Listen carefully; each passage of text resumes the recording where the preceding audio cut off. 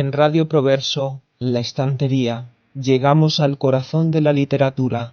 Dirige y presenta Tomás Sánchez Rubio.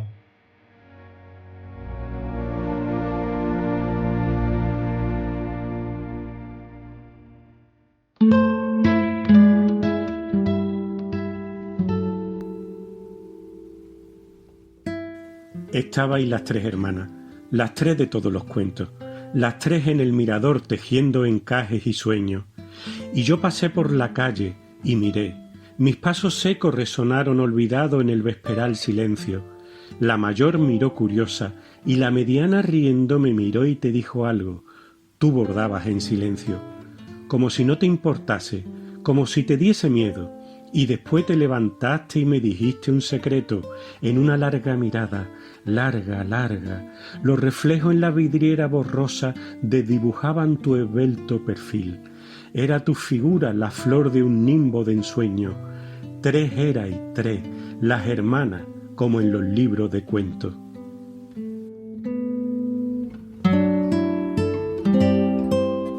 Efectivamente, como muchos de vosotros, amigas y amigos, habréis adivinado, los versos que acabo de leer pertenecen al conocido poema Las tres hermanas del escritor santanderino Gerardo Diego.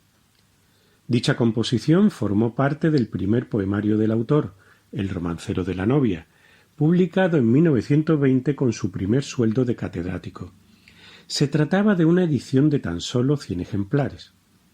El poema Las tres hermanas consta en su mayor parte de versos octosílabos y asonantes, y recrea una imagen literaria tradicional, el caballero que se acerca al castillo en busca de su amada y la encuentra tejiendo en compañía bien de sus hermanas, bien de sus damas, argumento muy presente en muchos de nuestros cuentos y poemas de tradición oral. Y es que en las páginas del romancero de la novia, el corazón clásico late con más fuerza que el vanguardista, recogiendo influencia de Lope, Góngora y Bécquer. Por otro lado, se hace evidente el influjo del contemporáneo Juan Ramón Jiménez. Sin embargo, en el romancero de la novia ya hay indicio de una voz propia, la de un poeta recién nacido de 26 años que acaba de encontrar su camino. Buenas tardes, amigas y amigos. Soy Tomás Sánchez Rubio. Es miércoles y estamos en un nuevo programa de La Estantería en Radio Proverso, la radio que es cultura, concretamente el número 50. Espero sinceramente que el espacio de hoy sea de vuestro agrado.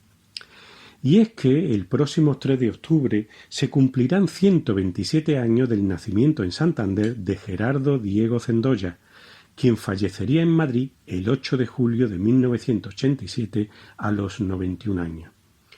Poeta, profesor y escritor perteneciente a la generación del 27, que contribuyó a impulsar con la publicación de 2 antologías en los años 30, Gerardo Diego recibió numeroso reconocimiento en vida, entre ellos el Premio Nacional de Poesía por Versos Humanos en 1925 o el Premio Cervantes en 1979, compartiendo honores entonces con el argentino Jorge Luis Borges. No obstante, respecto al primer galardón, recordaremos que en realidad el premio lo había ganado Rafael Alberti por Marinero en tierra, pero el jurado dejó desierto el apartado de teatro y transfirió la cuantía del galardón al poemario de Diego.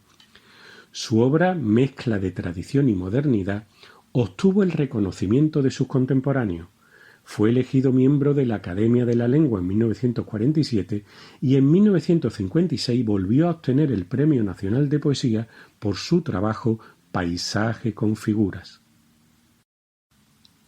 Así tu vida, entonces como ahora, es algo no librado frente a frente, un óbice sombrío, resistiendo a todo lo posible, solo acepta la intemperie de amor que te deshoja.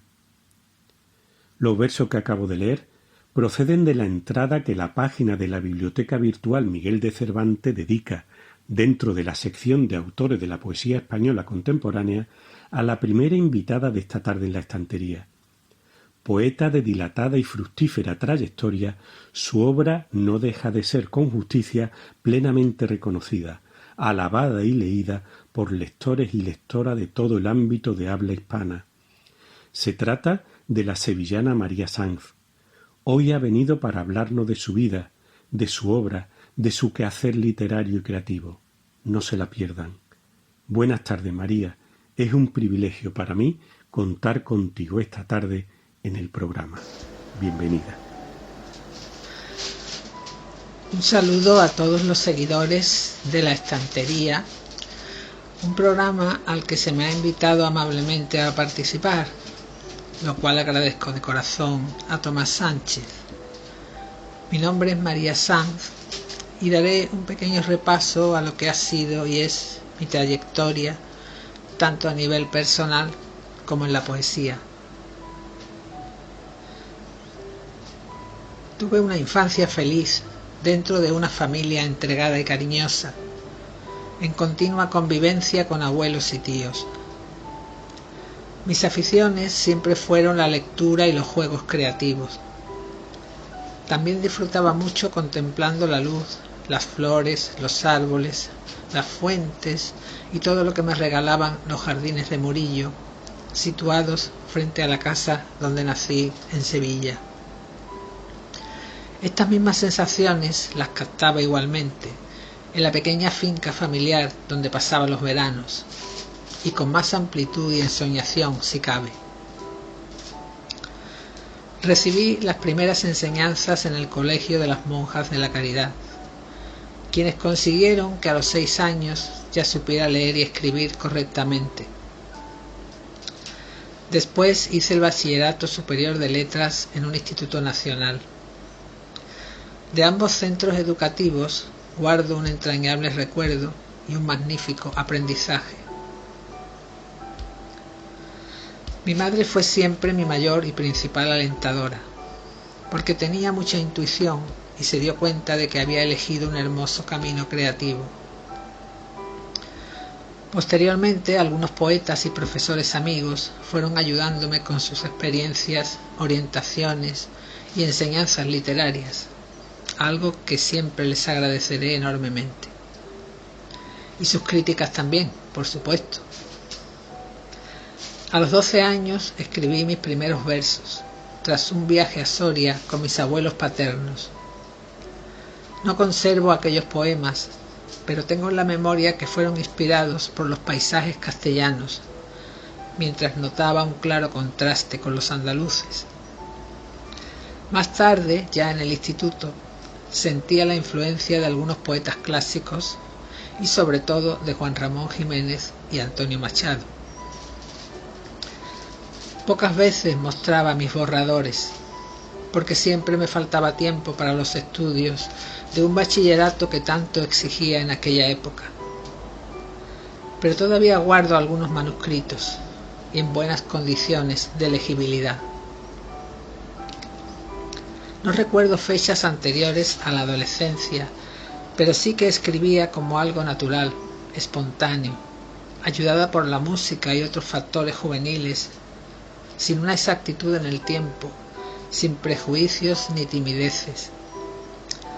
Aunque siempre supe que la poesía era una vocación que, si no me desanimaba, le daría sentido a mi vida. Mi primer premio, convocado para poetas menores de 21 años, lo obtuve en Lugo en 1976, con un poema titulado Cronos. Pero fue en 1980 cuando gané un certamen para libros de poesía en Jerez de la Frontera, lo que significó mi primera publicación. Desde entonces he seguido participando en muchos y distintos certámenes, siempre con la intención de poder editar mis obras en limpia competencia y por méritos propios. Algunos galardones iniciales, como el Ricardo Molina o Carmen Conde, supusieron incentivos bastante importantes para avanzar en un proyecto poético que cada vez requería más. Y a estas alturas de la vida sé que acerté plenamente eligiendo esta forma de sacar adelante mi poesía, sobre todo por conseguirla sin tener intereses creados y con la absoluta libertad que ello conlleva.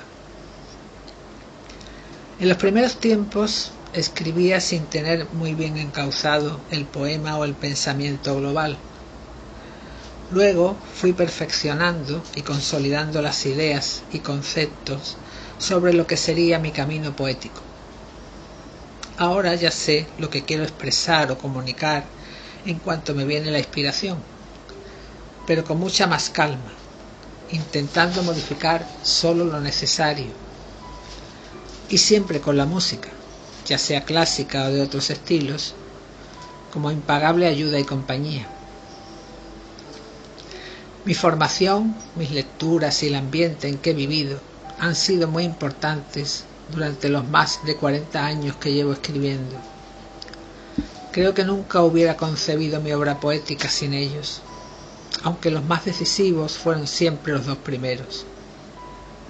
La calle o el ambiente, tan importante para muchos escritores, apenas influyeron en mi trayectoria lírica. A 3 de mis obras le doy especial significado. La primera, Tierra Difícil, 1981, por ser el primer libro editado. En segundo lugar, Tu lumbre ajena, 2001, la cual considero como eje central y compendio de toda mi poesía.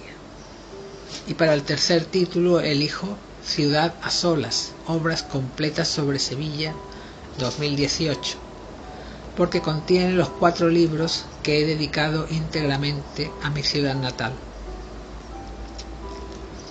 Como bien saben quienes me conocen, la música es principalmente lo que más me apasiona junto con la lectura.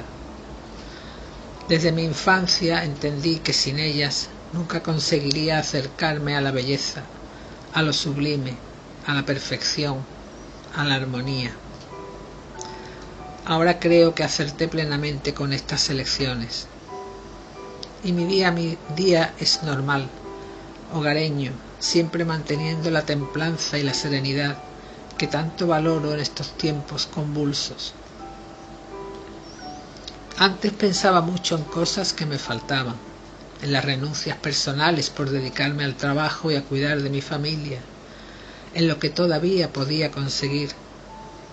Pero hoy tengo ya bastante perspectiva sobre mi vida, sintiéndome muy orgullosa de todos los sacrificios y esfuerzos realizados para llegar a ser quien soy y lo que soy, sin perjudicar a nadie, y todo ello compensado absolutamente por la poesía, mi única razón de vivir.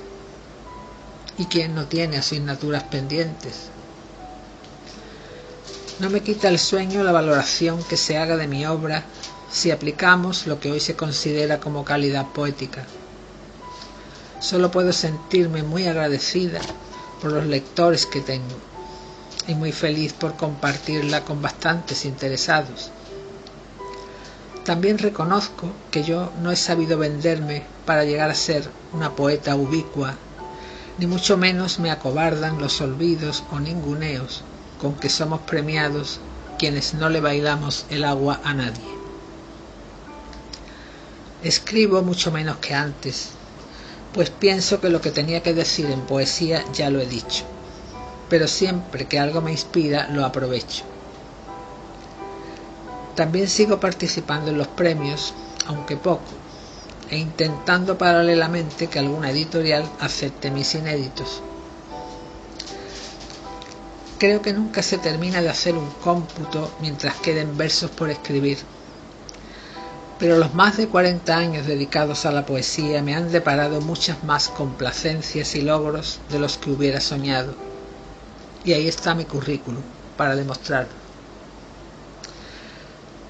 Mis mayores deseos son los mismos de siempre: leer, escribir, disfrutar de mi biblioteca, de mi música favorita. Y aunque apenas tengo tiempo para las redes sociales, al menos en la que estoy he conseguido hacer nuevos y excelentes amigos, amables seguidores y lectores, sobre todo para compartir los poemas que cuelgo a diario. Y para terminar, recitaré 3 poemas de mi último libro, titulado De vuelta a casa y publicado en la editorial valenciana Olé Libros el año pasado. No tienen títulos y el primero dice así: Tu casa se ha vestido con la luz de noviembre. tibia serenidad que va reconstruyendo las paredes, las sombras, los ángulos dejados de la mano del sol, antaño cristalinos. Oyes pasos de alguien que aún está muy lejos, que tal vez nunca llegue a traspasar tu vida, silueta dibujada con lápiz de tristeza sobre papel mojado, alguien ya previsible. Pero nada sucede, solo la luz asoma como antes lo hicieron otros hombres perdidos después de la batalla, del reinado sin trono. Una luz ambarina es todo tu consuelo. Oyes cada sigilo, cada huella reciente, el pulso claroscuro de la tarde que avanza, tu propia soledad ardiendo todavía, mientras lo venidero ha pasado de largo.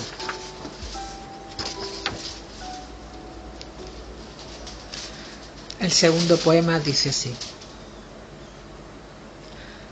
apenas necesito más que el libro que estoy leyendo ahora, o el poema que escribo, para hallarme de regreso, para sentirme cerca de los pájaros, del oculto rosal donde me miro, respirando la música de cámara. Diálogo con la lumbre, con las sombras proyectadas por mí desde el olvido, más allá de lo ajeno, permanente conversación que callo y que abandono, mientras la tarde crece en mi desnudo, exhibiendo los vértices rosados. Apenas se adivina cuanto quise hasta la saciedad, feliz ausencia donde consigo separar lo cierto de lo desmoronado, como el libro que nunca leeré, como el poema cuyas ruinas han de sobrevivirme. Y por último leo el poema que cierra el libro.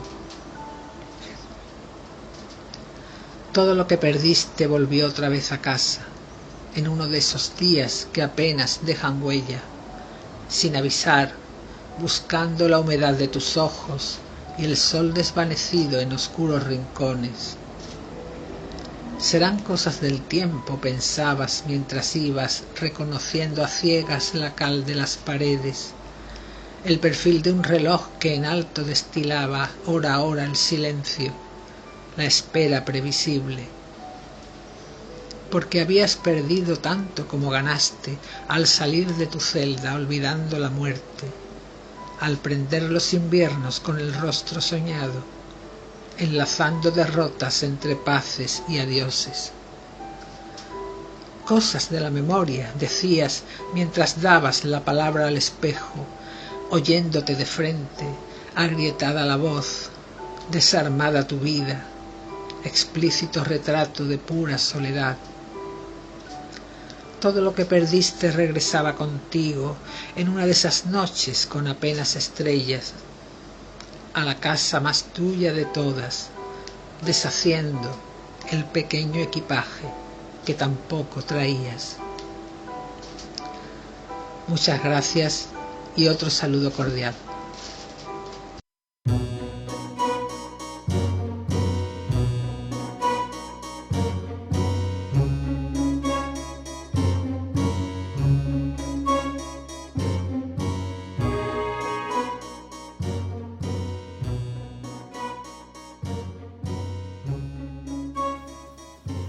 En el espacio desde la raíz, donde comentamos habitualmente en cada programa la etimología de unas cuantas palabras y expresiones pertenecientes a nuestra rica lengua castellana, trataremos esta semana algunas frases hechas de cuyo origen, a pesar de seguir siendo más o menos habituales hoy día, hemos perdido ya la conciencia. La primera sería la expresión pelillos a la mar, actualmente utilizada aún para celebrar una reconciliación o expresar que se ha superado un conflicto, olvidado un agravio o restablecido una amistad. Tendría su origen en el juego o más bien rito infantil tradicional en los países mediterráneos que consistía en arrancarse en el momento de hacer las paces tras una disputa o pelea un pelo de la cabeza y soplarlo para que así el viento se lo llevase hacia el mar. De esta forma se daría por zanjado y olvidado el tema. El folclorista y poeta de Osuna, Francisco Rodríguez Marín, en su obra Cantos Populares Españoles de 1883, recoge ya una canción que hace referencia a tal costumbre. La segunda expresión que comentaremos es beber los vientos, metáfora poética que expresa el deseo vehemente que una persona siente por otra o bien por algo, un objetivo material más o menos inalcanzable. De ella hay constancia escrita ya en el siglo XVII en el vocabulario de refranes y frases proverbiales y otras formas comunes de la lengua castellana del humanista cacereño Gonzalo Correas, al hacer referencia a los perros de caza que se utilizan en las monterías. Estos canes, conocidos como perros venteadores, al olfatear el aire para saber dónde se encontraba la presa, parece ser que lo hacían como si lo estuvieran bebiendo, entrando en un fuerte estado de excitación al detectarla y provocando en el animal una ansia por darle caza. De ahí vendría la estrecha relación entre el gesto del perro de parecer que está bebiéndose el vino y el deseo o empeño de la persona por conseguir algo o alguien. En tercer lugar, nos referiremos a bailar el agua, expresión que tradicionalmente se utiliza para adular, halagar o dar siempre la razón a alguna persona con el fin de resultarle simpático o ganar su favor. El origen de esta locución estaría en la práctica de que en los días calurosos de verano las personas del servicio, al ver llegar a sus amos a la casa, refrescaban ésta echando agua en el suelo y paredes, evidentemente en una época en la que no existían ventiladores ni aire acondicionado. De esa manera el ambiente se refrescaba y era una forma de hacer que los señores de la casa se sintieran a gusto y satisfechos. Suponemos que el hecho de lanzar el agua sobre esa superficie hacía que ésta, al chocar contra la baldosa y los azulejos, rebalase y saltase, dando la sensación de que estuviera bailando. Seguidamente, creo que todos vosotros, amigas y amigos, habréis escuchado aquello de estar a la cuarta pregunta. Estar a la cuarta pregunta significaría, como veremos seguidamente, no tener ocupación conocida. No obstante, a partir de ahí, sabemos que hasta hoy también nos ha llegado el significado de no tener suficientes medios materiales para vivir. La cuarta pregunta es la que tradicionalmente en el interrogatorio del juez al reo le formula en relación a su trabajo. ¿Cuál es su profesión? ¿A qué se dedica usted? Efectivamente, según el procedimiento legal español, seguido en los juzgados, hasta no hace mucho, se solía iniciar los interrogatorios protocolarios a los indiciados con las 4 preguntas básicas que hacían referencia, primero al nombre y la edad, después al país de nacimiento y luego a la profesión, estado civil y religión, y por último a los relacionados con las rentas y el patrimonio. Cuando alguien tiene un oficio o profesión definido, aunque se esté en el paro, la respuesta es inmediata. Pero cuando no es así, la persona se suele quedar sin saber qué decir.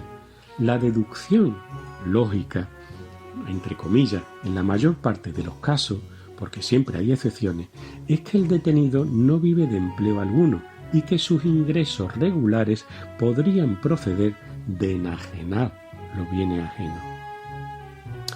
Seguidamente hablaremos del sintagma arretortero.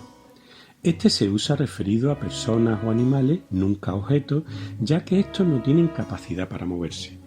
Es muy habitual todavía referirlo a los niños y niñas que siempre andan revoloteando alrededor de los progenitores sin apartarse demasiado de ellos. Significaría o sería sinónimo a no estarse quietos sencillamente. Vendría del latín retortum, retorcido, con el sufijo ero, lugar donde ocurre la acción.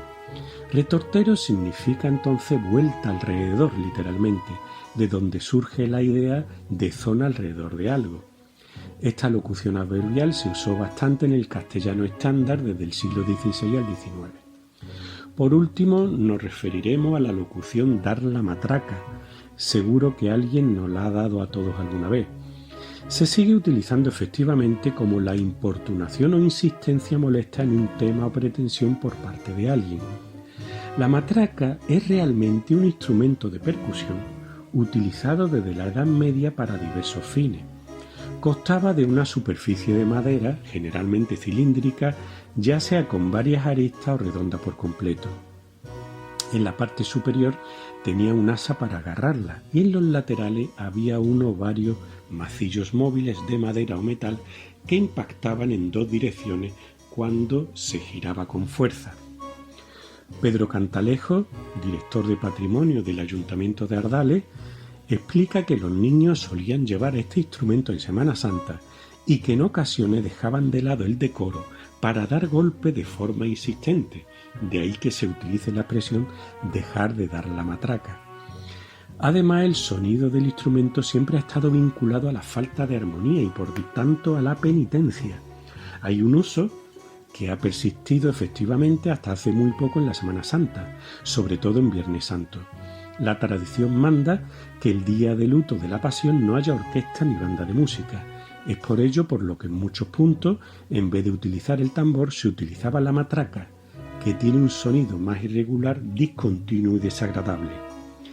En Sevilla, su sonido sustituye aún a la de las campanas de la Giralda en las fechas señaladas de Semana Santa.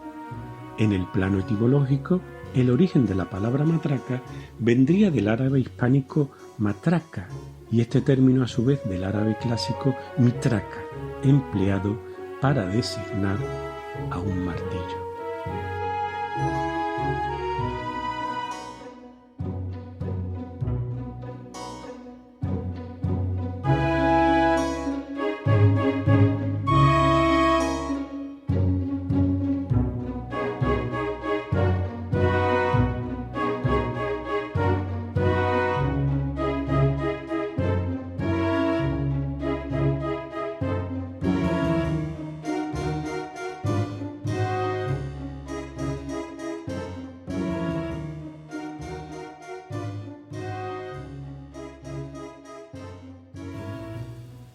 La siguiente invitada esta tarde en la estantería es una joven poeta malagueña y estudiante de filología hispánica que tiene unas ideas muy claras acerca de la creación literaria y que posee un estilo muy personal para expresar sus sentimientos. De verso rotundo, consecuente y serio, quería que hoy nos acompañara Esther Gálvez. Atención a su reflexión final sobre el valor terapéutico de la literatura, tanto desde el punto de vista del lector como del escritor o escritora, sobre todo en un tiempo como este de incomprensión e individualidad extremas. Bienvenida al programa, Esther, a esta que es tu casa. A todos y a todas, oyentes de la estantería, estoy muy contenta de estar aquí con vosotros. Voy a presentarme un poco, soy Esther Gálvez, soy de Málaga y estudio filología hispánica. Como os podréis imaginar, pues soy una gran amante de las letras, de la literatura y de la poesía. Además, escribo poesía y ensayo y bueno, tengo por ahí un proyecto de novela y bueno, pues poco a poco. Estudio filología hispánica por esa misma razón, porque decidí unir mi vocación y mi trabajo. Es algo que lo creo fielmente, que me quiero dedicar a ello el resto de mi vida y sobre todo dedicarme en cuerpo y alma todo el tiempo que pueda, porque amo lo que hago, amo estudiar literatura, escribir, leer y todo lo que tiene que ver con las letras, ¿no? Empecé escribiendo desde que era pequeña, desde que era una chiquilla, tenía 11 años probablemente, la verdad que no lo recuerdo muy bien, pero sé que empecé a escribir gracias a un diario que me compró mi madre, que como muchos de vosotros, pues yo creo que muchos niños, cuando erais niños, teníais un diario, y en el diario pues escribíais cómo sentíais y seguramente a lo mejor las ocurrencias del día a día, ¿no? Del instituto, del colegio o de lo que fuera. Pues así empecé yo, escribiendo mis vivencias del colegio y de mis amigas, de cómo me sentía, hasta que un día empecé a plasmar las historias que yo me imaginaba, porque yo tenía mucha imaginación y las historias que yo me imaginaba en mi cabeza empezaba a dejarlas por escrito. Eso lo fui llevando a lo largo del tiempo y es algo que he ido usando a lo largo del tiempo, el escribir historias y el escribir sobre todo cómo me sentía. Lo que pasa que, bueno, obviamente vas creciendo, te vas formando y ya vas creando como un estilo propio, ¿no? Un estilo propio y sobre todo puliendo todo eso porque, claro, uno no nace sabiendo y tiene que corregir muchas cosas. Yo recuerdo que escribía con mucha falta de ortografía y con el tiempo lo he ido puliendo todo, he ido trabajando y formándome sobre todo. En el instituto y en bachillerato es sobre todo cuando yo descubrí que yo me quería dedicar a eso y que quería ser escritora, porque tuve unos profesores muy, muy buenos, de verdad. Tuve unos profesores buenísimos, con muchísima dedicación en su trabajo, con muchísima vocación. Y la vocación es algo que transmite y que en el aula llega al alumnado. Si me están escuchando algún profesor, seguramente sabrá a lo que me refiero. La vocación es indispensable para poder dar clase y llegar a todos esos alumnos. Y a mí me llegó. Yo tengo algo de ellos y me han servido de inspiración y yo creo que sin ellos no sería la persona que soy hoy y sobre todo la escritora la escritora en proceso que soy. Gracias a ellos descubrí lo que es la poesía y descubrí que la poesía es lo que realmente a mí me cautiva y lo que me fascina y me encanta. Empecé a estudiar poesía y yo no sabía ni siquiera escribir poesía, no sabía si yo quería escribir poesía o no, pero un día me salió un prototipo de poesía y me enganché, me volví completamente adicta hasta que al final la poesía ha sido lo mío y ya de ahí no me ha podido sacar absolutamente nadie, porque es donde más cómoda me siento y donde yo creo que transmito más, ¿no? A lo mejor es una percepción mía, pero es donde yo creo que transmito más.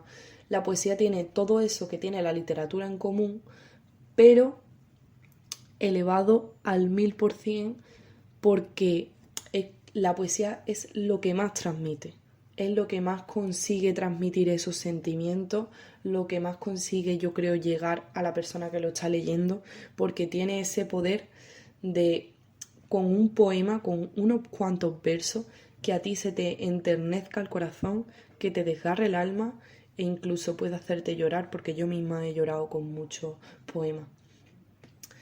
Todos hemos empezado siendo lectores antes que escritores y yo tengo como referente a muchísimos poetas, tanto que mencionarlos aquí todos podría tirarme hablando toda la tarde, pero bueno, como grandes referentes es cierto que tengo a Mario Benedetti y ahora después voy a leer 2 poemas que he traído preparados y yo creo que vais a notar perfectamente estos referentes de los que estoy hablando y de los que poco a poco me han ido inspirando, como Mario Benedetti, como la generación del 27, porque Pedro Salinas me encanta la voz a ti de vida, tiene una sensibilidad escribiendo, es que escribe de una manera preciosa. Lorca, Cernuda, Miguel Hernández, por supuesto, Miguel Hernández. Es que son tantos escritores que yo leo y que admiro, sobre todo que admiro, y de los que aprendo día a día, porque uno no deja de aprender nunca, que son incontables. Y conforme avanzo a nivel académico, estudiando, tal, descubro más y quiero leer más y quiero descubrir más autores y no sé, es muy bonito. Os he traído preparados 2 poemas como os he comentado antes. El primero se llama Cuando el cielo se caiga. Es un poema muy mío, en el que yo considero que hay mucha parte mía profunda de mi voz poética y mía personal, que espero que os guste mucho. Vais a notar perfectamente cuál es mi estilo porque uso bastante la anáfora y tal. El paralelismo me encanta, creo que crea mucha sonoridad en el verso. Y pues nada, espero que lo disfrutéis mucho. Cuando el viento se levante y susurre al corazón, cuando no tenga que decir adiós, cuando suspire igual que suspiro yo, cuando no tengas que llamar al amor, cuando el cielo se abra y suspire tu corazón, cuando la pasión se ahogue y el fuego se convierta en ceniza, cuando el polvo se degrade en nada, cuando la esperanza esté perdida y de la espalda, cuando los versos de la guitarra no te transmitan nada. Escucharás un suspiro de lejos que grita desde la montaña, llamándote por la espalda, que susurra en ese idioma escondido, en la senda del olvido, que gritará tan fuerte, tan alto. No te asustes, corazón, no te vayas, porque siempre ha estado contigo, el susurro del amor. Al principio susurra, languidece y a veces desaparece. Luego cobra vida, amor, luego vive. Cuando pensaste que la melancolía te consumía y que todo eso que existió ya no existía, no te rindas, corazón, no te rindas, pues es una voz que suena, que grita, que suplica alto, que nunca has escuchado, pero que siempre ha habitado en las profundidades de ti. Pues pensabas que llamaba ahora, pero ha llamado siempre. Cuando el cielo se caiga y con él caigan las estrellas, cuando el cielo se abra y le pida una de ellas, cuando se apague la luz al final de la escalera, cuando consigas una estrella y no sepas qué hacer con ella, no te rindas, corazón, no te rindas.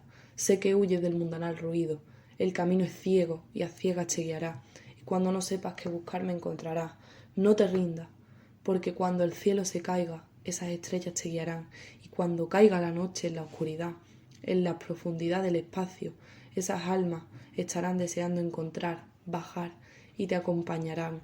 Cuando el cielo se levante y te guíe, lo sientas, te acaricie con su suave piel y no sepas qué hacer, cuando lo busques y no lo encuentres, recuerda que la magia siempre estará, aunque al principio no la puedas ver. Cuando por fin se levante, corazón, y susurre, atrápalo en tu hilo blanco, abrázalo con tu hilo de esperanza, no tengas miedo, pues esa voz que suena es inamovible, frágil, duradera. Cuando el corazón se abra y por fin despierte, quédate siempre, quédate, amor.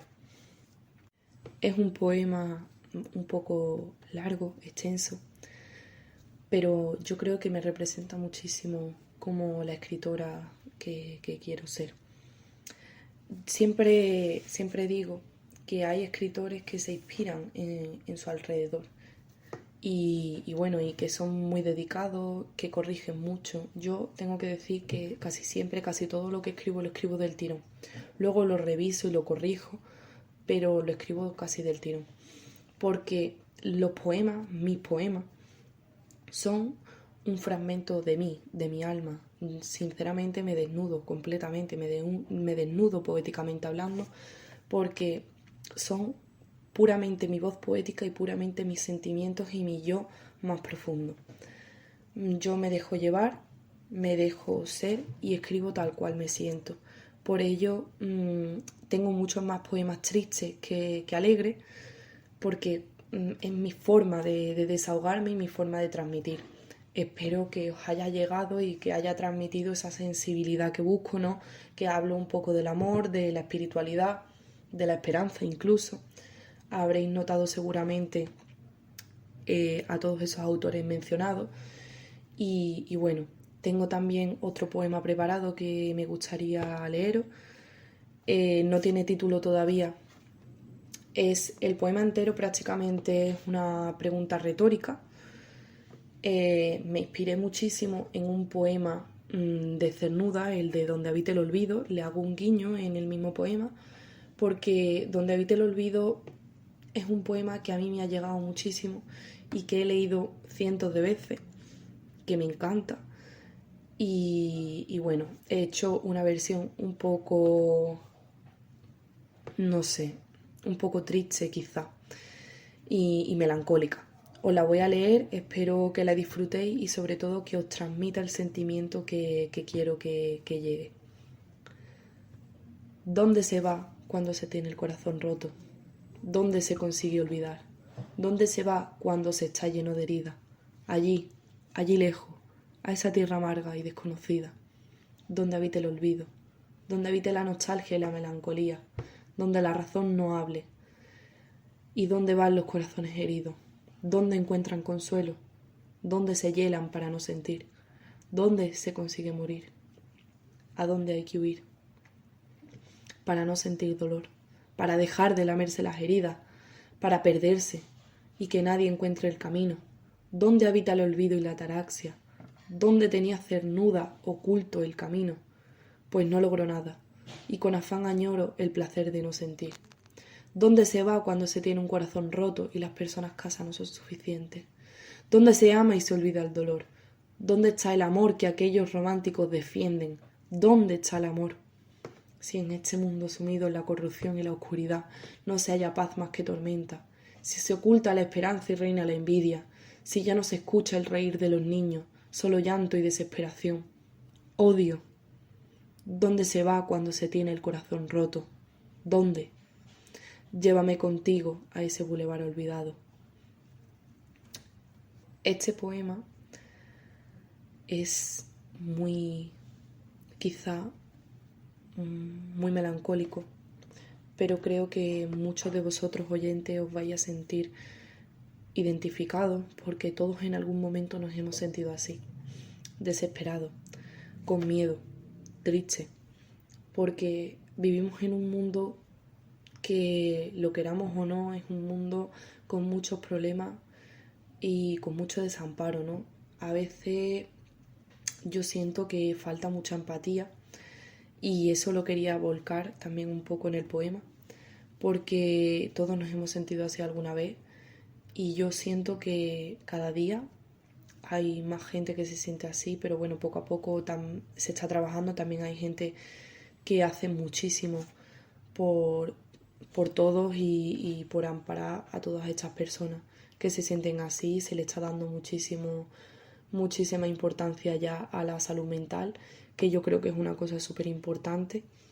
Y justamente la salud mental, respecto a la salud mental, yo creo que la escritura ayuda muchísimo, porque es lo que he comentado a lo largo de todo este ratito. Transmite, desahoga. El escribir es desfogarse, es transmitir sentimientos, y eso a nivel psíquico ayuda muchísimo, además de a nivel literario, porque ya si además de desahogarte consigues hacer algo bonito con lo que escribes, como estoy intentando yo, pues ya es maravilloso. He disfrutado mucho este ratito. Muchas gracias por haberme escuchado. Muchas gracias sobre todo a Tomás Sánchez por darme la oportunidad. Él, si no lo sabíais, es el motor de la estantería. Sin él, al igual que sin vosotros, nada de esto sería posible. Así que quiero daros las gracias de verdad una vez más a él. Espero que hayáis disfrutado muchísimo, que os haya llegado mis poemas y que me hayáis conocido un poquito más. Así que nada, me despido de vosotros. Nuestro compañero y amigo José Manuel Martínez Arias, relatista de cabecera de La Estantería, vuelve a estar una semana más en el programa. Su cuento, Cosas de Barrio, me ha emocionado especialmente por cuanto me ha llevado de la mano a los agridulces momentos de la infancia. Es la historia, terrible y conmovedora, de la Dolores, la loca del barrio, un personaje y una época que de seguro a muchos de vosotros, amigas y amigos, os resultarán familiares. Cosas de Barrio fue escrito el pasado mes de marzo.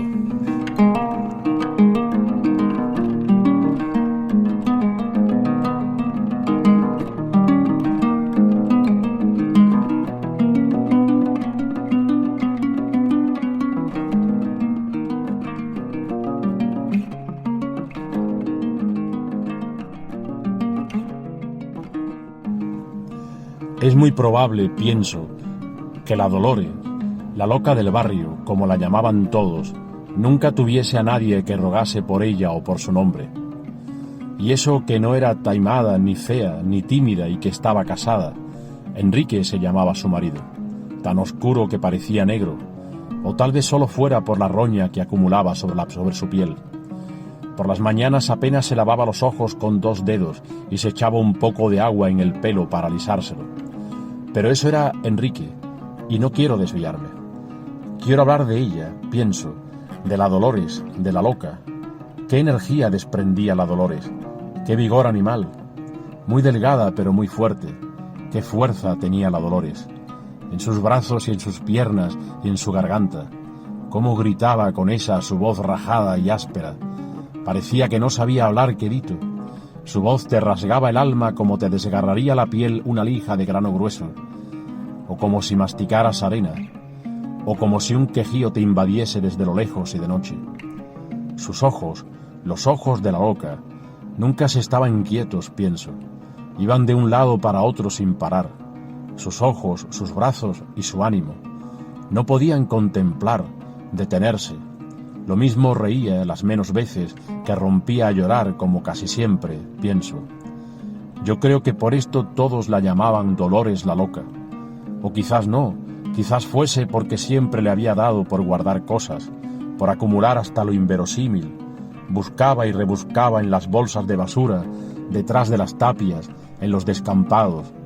Entonces no había contenedores en las calles. Todos los vecinos dejaban las bolsas de basura delante de los portales, amontonadas en la calle de Albero, y una vez al día, al caer la tarde, venía el basurero, una mula arrastrando a un hombre con gorra que iba recogiendo las bolsas y echándolas al carro. Luego los vecinos le daban algo. Y así iba recorriendo las calles del barrio. Pero antes de que llegase el basurero, ya estaba la Dolores abriendo y rebuscando en las basuras algo para llevarse. Cosas que nadie quería. A veces también comida, y todo se lo llevaba a su casa. Nosotros, los niños del barrio de entonces, nos molestábamos con la Dolores, creo, porque nos gustaba saltar por encima de las basuras. Cogíamos carrerilla, corríamos a toda velocidad hacia los montones de basura y saltábamos con todas nuestras fuerzas para alcanzar el otro lado del montículo sin rozar las bolsas. Pero cuando llegaba la Dolores teníamos que jugar a otra cosa. Así era entonces, recuerdo. Hasta una loca como la Dolores nos decía lo que podíamos hacer o no, y le hacíamos caso, claro, al menos de niños, porque después la cosa fue cambiando. La Dolores, la loca del barrio, además de Enrique, tenía en su casa a 4 más, 4 hijos, 3 niñas y un niño. El niño era de nuestra edad, Julián, a veces jugaba con nosotros. También tenía una hija mayor y 2 hijas más. De la mayor no recuerdo el nombre.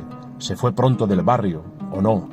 Se llamaba Isabel, pero de esto no estoy seguro, no lo recuerdo. Es una pena esto de que la memoria te cambie los recuerdos con los años o te los borre. Me quejo. De las otras 2 niñas, la pequeña, una niña chica, tampoco recuerdo el nombre. Se me viene a la cabeza Isabel también, pero claro, esto no puede ser. Pero sí me acuerdo del nombre de la otra, de Marimar. Era algo mayor que Julián, pero no mucho. 1 año quizá, o menos. Marimar se parecía mucho a su padre. También era de pelo castaño, incluso rubia al final del verano, pero siempre sucia como su padre Enrique. No se parecía en nada a Enrique, pero Enrique era su padre. Marimar sí se parecía mucho a su madre, ya lo he dicho. No la llamábamos la loca porque loca no estaba o no lo parecía. La llamábamos la Marimar, la hija de la loca. También tenía los ojos claros, recuerdo. Pero siempre parecía que cuando miraba lo hacía posando sus ojos sobre la superficie más ligera de las cosas.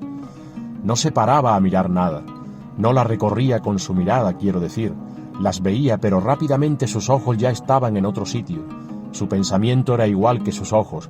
Te decía, por ejemplo, ¿a dónde vas? Y antes de que pudiera responderle, ya te estaba preguntando por otra cosa o diciéndote otra cosa o alejándose sin esperar respuesta alguna. Yo creo que Marimar, la hija de la loca, tenía prisas por vivir, o por escapar, pienso. Una tarde, Julián me dijo que lo acompañara un momento, que tenía que coger no sé qué cosas que había dejado en su cuarto. Esa fue la única vez que entré en la casa de la loca. Estaba llena de cosas, pero llena totalmente. No cabía nada más. Para llegar a su cuarto tuvimos que saltar por encima de montañas de cosas, sobre todo de cartones, porque la Dolores y el Enrique vivían de recoger cartones. Los amontonaban y cuando tenían algunos kilos los vendían en un almacén donde los pesaban. La Dolores y el Enrique eran honrados, nunca metieron piedras en los montones de cartones y nunca los mojaron.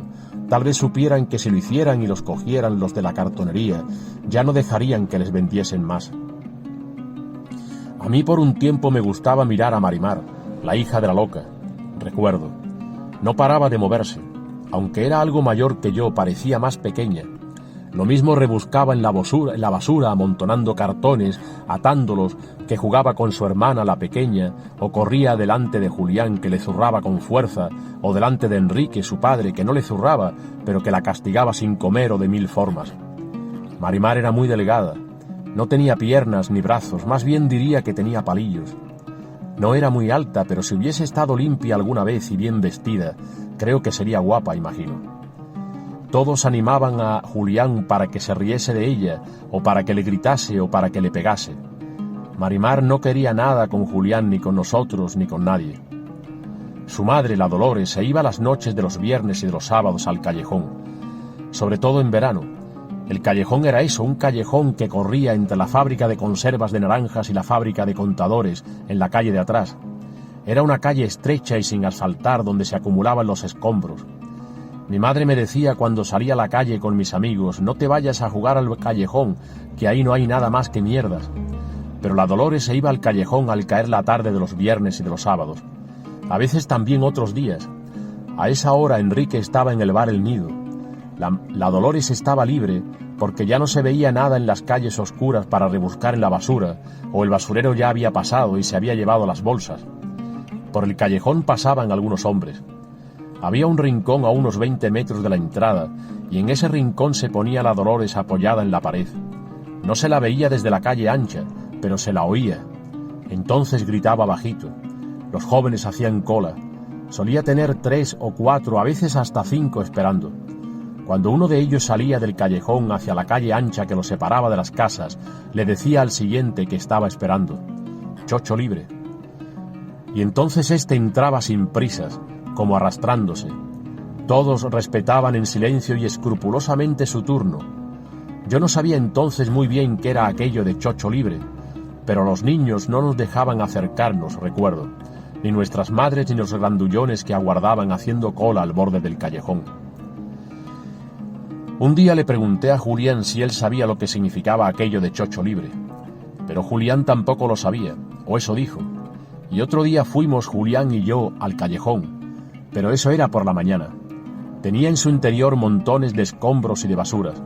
En un recodo alguien había puesto una cortina de plástico, y detrás de ella había como un cuartucho muy pequeño, un cubículo, el espacio justo para que cupiese un colchón viejo y roto y lleno de manchas. Nos fuimos de allí corriendo antes de que alguien viese que habíamos entrado. Los grandullones nunca hablaban ni del callejón ni de la loca de la Dolores. Parecía que ni siquiera la conocieran. Descorrían la cortina, salían, se abrochaban la correa y decían al siguiente: «Chocho libre». Y así todos. Después se iban al bar, El Nido, e invitaban a Enrique a un vaso de vino. Otro día, ya tarde, en verano, pasé cerca del callejón. Había más gente de lo normal, por lo menos 10 o 12 esperando, y parecían impacientes. ¿Qué estaría pasando?, me pregunté, y allí me quedé a ver qué era aquello. Mi madre decía estar preocupada porque la noche ya iba cayendo, pienso, pero después de esperar un rato, ya quedaban menos haciendo cola. Había calculado que eran unos 12 o 15 minutos por cada grandullón que entraba en el callejón y quedaban solo 4, menos de una hora. No era tanto, me dije. Todos los que iban saliendo iban diciendo lo mismo: «Chocho libre», pero todos salían con otra cara, una cara más alegre, diría. En el silencio de la noche pude oír los gemidos que salían del callejón. Eran diferentes. No era la voz rajada y de arena de la Dolores, era otra. ¿Quién sería la que había ocupado su lugar? Cuando salió el último y me dijo «chocho libre» sin mirarme a la cara, recuerdo que yo intenté decirle que no venía pero ya se había marchado. Entré a oscuras en el callejón. No llegué a descorrer completamente la cortina de plástico, pero pude ver por una rendija, y con la dificultad que permitía una vela que iluminaba el antro, que aquella mujer no era la Dolores, que era una mujer muy delgada. Cuando se giró, pude ver los ojos claros de Marimar. Preguntó: «¿Alguien más por ahí?». Recuerdo hoy. Salí disparado de allí, como huyendo de no sé qué desafío, de no sé qué infierno. Nunca más entré en el callejón, pienso, y nunca he olvidado los ojos claros de Marimar, ni sus piernas, ni sus brazos como palillos, ni su mirada inquieta y salvaje.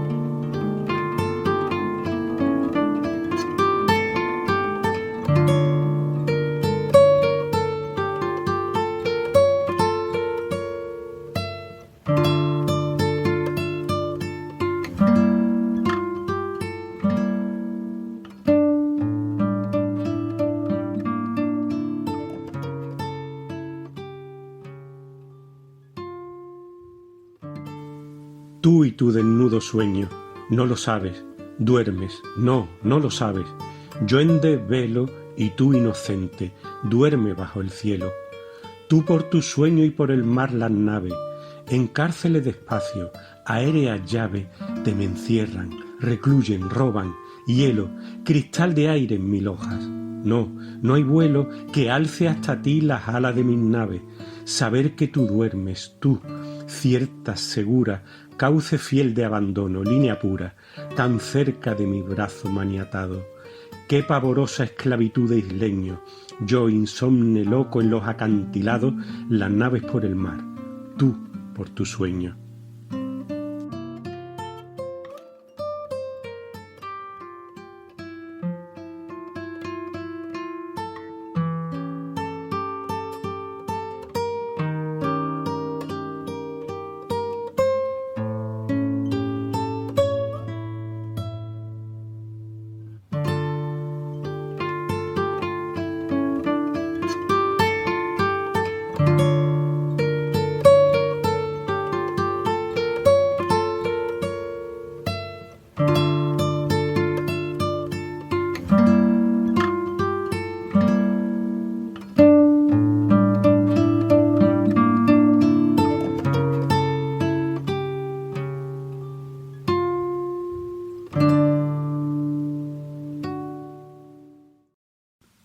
Enlazando, como solemos hacer, el final del programa con su comienzo, he querido acercarme al término de la estantería de hoy con otra obra de nuestro admirado autor, el escritor Gerardo Diego, concretamente con el soneto Insomnio, perteneciente al poemario Alondra de verdad, publicado en 1941. En los versos de Insomnio se expresaría la angustia del yo ante el sueño de su amada que le impide comunicarse con ella. La mujer, dormida, no se da cuenta de su zozobra y él se siente desgarradoramente aislado. Se trata de un original soneto amoroso que aúna la intensa levedad de su rima con la profundidad del sentimiento. La expresión, aparejando lo tradicional y lo novedoso, revela el claro dominio de la forma, a la vez que es espejo de las diversas tendencias de la poesía de su época. En la bibliografía de Gerardo Diego no sólo encontramos poesía, sino también un curioso libro de versiones poéticas, Tántalo, de 1959, o la obra de teatro que lleva por título El cerezo y la palmera, pieza dramática en forma de auto navideño con la que ganaría el premio Calderón de la Barca del año 1961. Me despido por ahora de todos vosotros, amigas y amigos de la estantería de Radio Proverso. Espero que el programa de hoy os haya sido realmente de provecho. Pronto, muy pronto, volveremos a escucharnos.